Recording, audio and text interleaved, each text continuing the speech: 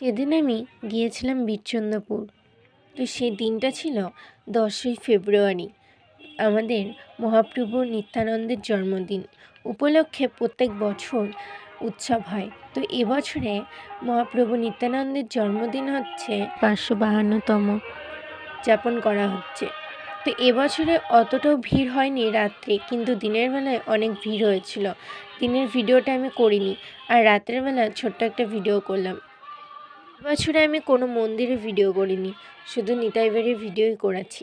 তো সোজা চলে গিয়েছিলাম নিতাই বাড়ি। নিতাই বাড়ি ঢুকতেই চারিদিকটা ভালোই টুনি লাইট দিয়ে সাজিয়েছে।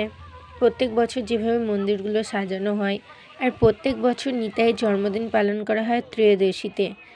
ভিতরে ঢুকতেই মন্দিরের ভিতরে গিয়ে দেখি আরতি হচ্ছে।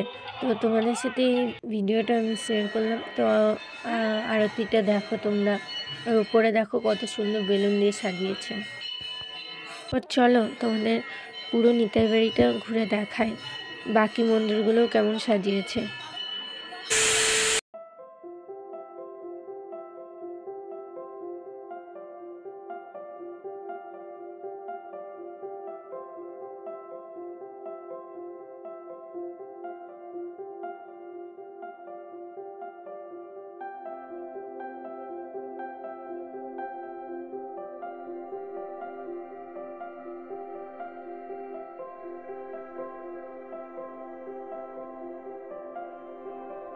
ভিডিওটা আজ এই পর্যন্ত, দেখা হচ্ছে নেক্সট ভিডিওতে।